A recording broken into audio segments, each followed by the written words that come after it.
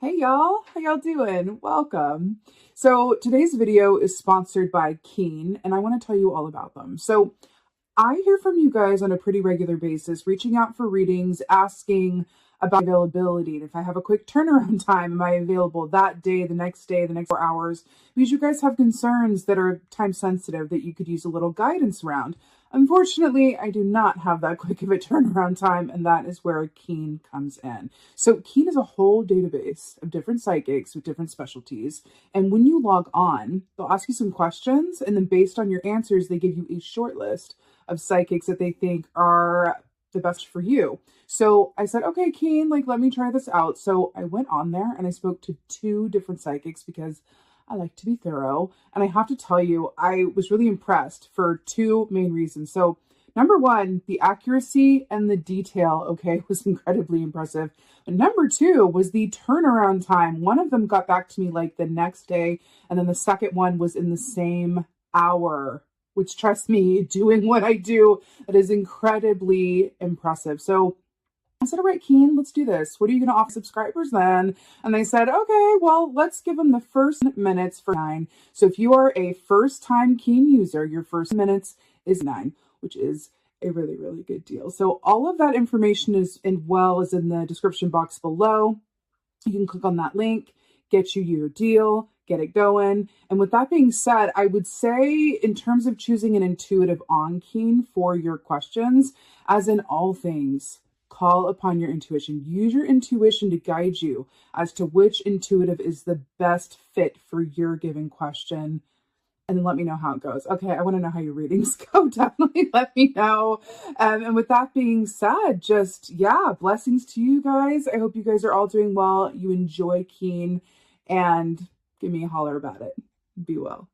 Hey, Scorpios, how y'all doing? Welcome. We're going to be doing your T2 overview reading here. So about your meditation, really fascinating. I want to talk to you about seal medicine. I saw technically a sea lion, but I looked it up and the energies rather the same in terms of animal medicine and messaging. So I saw a frozen castle, and then I saw Elsa from Frozen about to burst into a rendition of Let It Go. But thankfully, she kind of fell backwards, and who took her place was this mighty sea lion who sat on this frozen throne. And then right as the sea lion sat down, all of it melted and turned into this, it went from winter to summer like that.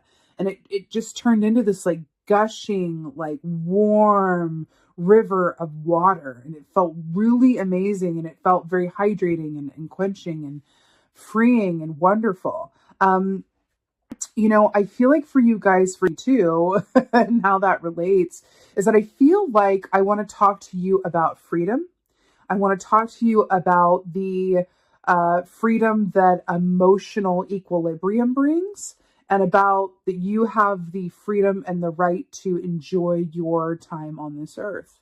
That really feels important to say. I feel there's also an aspect of, there's certain aspects of either yourself or the story that you have told yourself up until this point that has been keeping you stagnant, inhibited, frozen, just outside of your highest and best potential.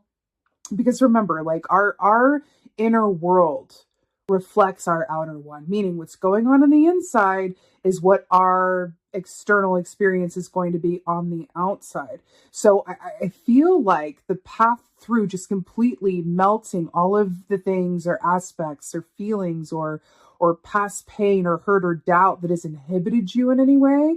The way to kind of defrost all of that is to really quite literally let it go. I mean, I had to go there, because I saw it, right?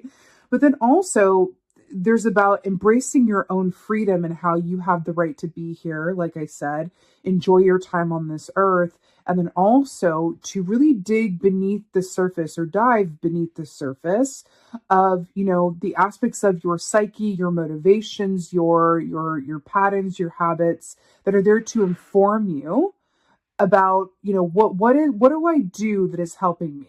Right? Monitoring those thoughts and habits and belief systems. Or what do I do that's kind of keeping me stuck in an old story or paradigm that I don't really want to be a part of anymore? So it feels like, you know, the universe and spirit is coming forward to say, we want you to feel free, be free, and reach your highest and best potential. And that's what feels like is coming to you for two. It's just like this gush of abundant waters that is just feels really free. I literally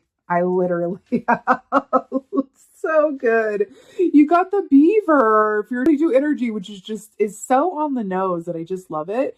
So the beaver equates to an 8 of Pentacles kind of energy, which is really funny because the beaver is about the actual work that you do. 8 of Pentacles is about hard work and talent, you know, meeting up with divine timing, right? It's that whole tagline of like, if you stay ready, you ain't got to get ready type deal. But another aspect of beaver medicine, it is about, you know, your actual work that you do, but it's also about doing, quote, the work, meaning the inner work. Right? Like that personal work and evolution. So it's really interesting that it's coming up for you in this way. And again, you know, water energy here for you guys, you know, your water signs that you are.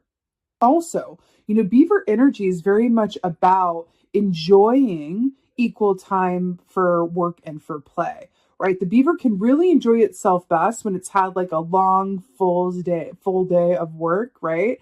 But there's this aspect of like, do you see how like happy this beaver looks, like coming out of the forest, about to like dive? And then I saw that river for you guys, and then we have the beaver here. It really feels like you're being asked to really look at the work that you do in your relationship to it.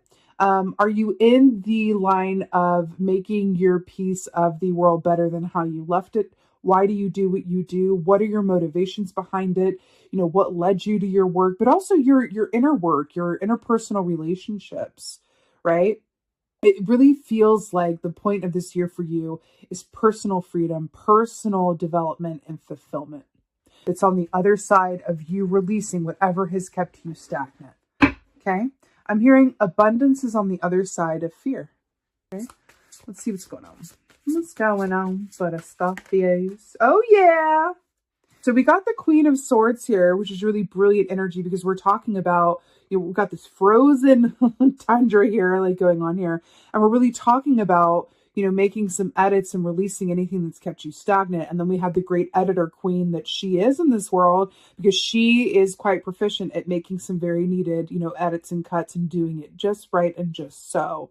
So I like this. This is speaking of like a high level of discernment that you're coming in with this year, which is really beautiful. When you have that working with and for you, there's a lot of benefit that can come from that. It's like there's not as missteps or miscalculations when the Queen of Swords is in your energy, right? Which is really beautiful. But I feel like that's an energy that you have for yourself as well, where it's like you're really questioning your motives behind things and kind of going, let me invite the observer into this emotional experience and kind of like, you know, let's see it from every perspective, not just the one that I'm currently embodying from an emotional place or experience, right? Right. So we have 10 of Swords here. It's a bit graphic, but 10 of Swords. So 10 of Swords, a lot of swords here so far, is about the complete ending of one cycle, right? So that a new one can be birthed as a result. There's also this, like, I always get this feeling around this key of like, your new life will cost you your old one. And I think there's something to that. You know, I want to talk about wish fulfillment briefly because it's coming to mind. Where oftentimes, you know that saying, like, be careful what you wish for because you just might get it.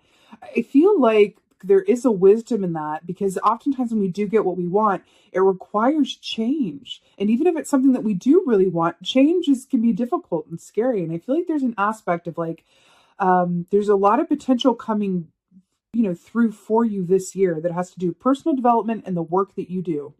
But you're being asked, what are you willing to let go of and let die in order to receive it? And as a Scorpio, as the death key, I feel like you're in a really beautiful position to get really clear about that and then make it work it out, right? Something in that for you. Okay. What else is going on? I'm also hearing, because there's pigeons. Yeah, brilliant. Because there's pigeons here in this 10 of Swords, I'm also hearing to observe and consider how you communicate. And is the way in which you communicate your needs, your thoughts, your feelings, is that able to be received by the other party or, you know, group in the way that you are intending? Is something getting lost in the translation where you can kind of tailor or edit or rework how you communicate? Something in that. Okay. Temperance in the third position here, which is so perfect and brilliant. So Temperance is that beautiful Sagittarius energy, which is about balance, patience, timing, right? This is also about self-care, which is really beautiful. I also want to say, the flamingo medicine. Flamingo is the animal totem for performers. Anyone who's in the spotlight, has a public forum, who is, really, technically like seen by others or uses their voice for their work or for their messaging systems. So I do feel like that's coming forward for you as well, in order to kind of like a nod and a wink to say, like, because I'm really drawn to this waterfall, and it's like freeing the waters in the warmer waters. I'm really hearing that there's something at the core of like why you're here in terms of like your messaging, what you stand for, or what you're meant to manifest, during this go round of this incarnation, if you will. And I feel like you're being asked to step more into it and really speak from a place of truth and authority. Like if you know about something, like speak from a place of authority, truthfully, but also in a way that can be received by whom you're speaking to, or your group if you have a public platform. But it feels like there wants to be a draw and kind of a focus on, how you say things. Because I feel like you have a lot of great stuff to say. But it's just about kind of being, and I mean this in the best way possible, being political about it in terms of, knowing who your audience is, taking the temperature of the room, because you can have a lot to offer, a lot to say, an important message to get across. You want to help others, you want to serve with your, whatever it is, right? But if people can't receive what you're saying in the way that you mean it, then it's lost in translation, and it kind of is stopped before it begins. I think that there's like a certain fear that I'm picking up on of like, what if I really let myself be seen, or what if I really let it all out, or what if I really just like, let go of the stories that I've held for so long, or there's something about like, who am I on the other side of everything I've ever known? You're being asked to embrace a new way of seeing things, a new way of living, a new way of communicating, honestly. So we have the Five of Wands here to clarify the Queen of Swords. So Five of Wands, remember the wands rule the actions that we do or don't take, right? It's about our actions. The five is, look at that, it's like really intense. The Five of Wands is about struggle, competition, a lot of effort, things not, this is the opposite of going with the flow, right? This looks like a pretty intense time. So it's really interesting that we're getting the Queen of Swords, which is the great editor, and about when and how to cut things out or make necessary edits or go about doing something differently with the Five of Wands. I'm hearing that things can be a lot easier than they have been with just some simple edits, some simple looking at relationships and going, maybe there's an edit that could take place here, or looking at your work and going, let me make some edits. Something about this, you're being asked to do something differently or invite change in a way so that you can ascend where you currently are. And I mean ascend in terms of your income, ascend in terms of your, platform, ascend in terms of your personal development. But it's going to come on the other side of you being willing to let some certain things go and let certain aspects come to their conclusion, or, die, in other words, right? Just like this Ten of Swords. It's a good clarifier. Oh! I swear, the amount that these cards are falling on the floor today, I just don't. Perfect. All right. So to clarify the Ten of Swords here, the Eight of Swords. Fancy that. Eight of Swords is restricted vision. It's a mental prison to which only you have the key. What's really interesting about this and how it's depicted here, though, is like with this mole energy, is that it goes by its senses. It goes by its smell because it can't rely on its sight, right? The fact that this is like clarifying the Ten of Swords, and we're talking about letting things end and die so that they can transform and you can ascend where you currently are, in one, shape or form. And then you have the Eight of Swords here. I really feel like you are being asked to expand your vision, broaden your perspective. I keep getting, remember how I said delve beneath the surface, and then we have the mole who lives underneath the ground? You are being asked to delve beneath the surface. As a Scorpio, you are more than able to do that, but I'm hearing that it really has to do with like aspects of yourself, your situation that you can really let go of and let die so that it can be transformed and you can ascend. You can go further from where you currently are. Because I do feel like there is something in your situation that has been stagnant or not moved along in the timing or in the way which you would have liked. And I keep hearing, I'm not where I thought I'd be at this point, or I thought things would be a bit different, or I don't understand why this relationship is stagnant, or this project is stagnant, or whatever it is. But I'm hearing that movement ahead, acceleration ahead, that chariot energies on the other side of you making these edits and getting curious. I feel like it's about getting curious, not judgmental. Like, this isn't working, and oh God, isn't that so me to just like sabotage myself? No, like get curious about it. Like a scientist, get curious about it from a place of non-judgment. Okay? Temperance. Temperance. Ah, beautiful. I love that this is in the third position. Brilliant. So, Page of Wands here to clarify temperance. So, remember, wands rule the realm of the actions that we do or don't take. Also, our creative projects, the aspects of ourselves that are creators, right? So here, with the Page of Wands, it speaks of a happy new project. Courage also represents writers as well, and writing projects. This also is about having the courage you need in order to start something new or embrace a new way of thinking, living, feeling, going about doing what you do. I do feel like I'm really feeling called to and this has come up as a theme in these readings, interestingly enough, but we are in the age of Aquarius, so it makes sense. I do feel like you're being called to step into the full light and truth of who you are, warts and all, free from any kind of self-perceived limitations or notions that have kept you stagnant or limited. This Page of Wands is very much about that. It's about bravery. It's about being willing to put yourself out there in a new and or more vulnerable way. But it's really also about excavating your own emotional territory and going from a place of curiosity. Why did I do that? Why do I think the worst? Or why am I satisfied to kind of stay on the current level that I am when I know I'm capable of more, right? Getting curious and being brave, okay? Let's get an oracle. Let's get an oracle. Scorpios, do you hear those seagulls, by the way, outside of the window right now? So many seagulls. All right. Let's do it.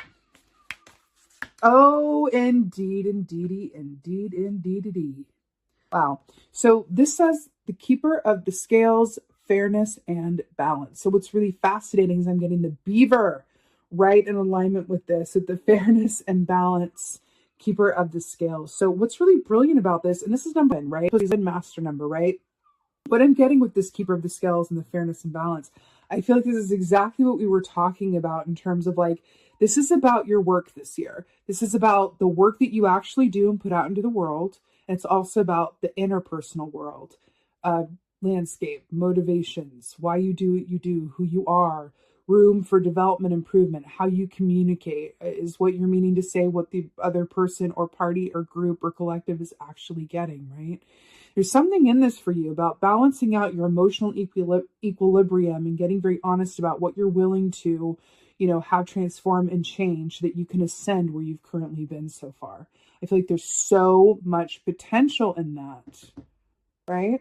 And again, coming from a place, diving beneath the surface, that seal medicine, and coming from a place of curiosity and non-judgment is the key to you stepping into that spotlight or limelight or full potential of who you are, aided with courage, right? And starting a new chapter or ascending your current one in a fresh start. It's really beautiful, Scorpio. It really, really is. And I feel like you are only impeded by your own self-perceived limitations. That's what it is. All right, Scorpio. Yes, this is your T2 overview reading here. I so hope this helps and resonates as the year goes on. Holler at me in the comments. Let me know how you're feeling. How are you feeling about going into T2? Like, really? Like, it's T2 already? What's going on? Yeah, let me know how you guys are doing, how you guys have been. It's definitely been an intense ride, I can say, over the past couple of years. I do feel like things are going to be transforming this year in such a big way. So I love to hear from you guys in the comments. And that being said, just thank you.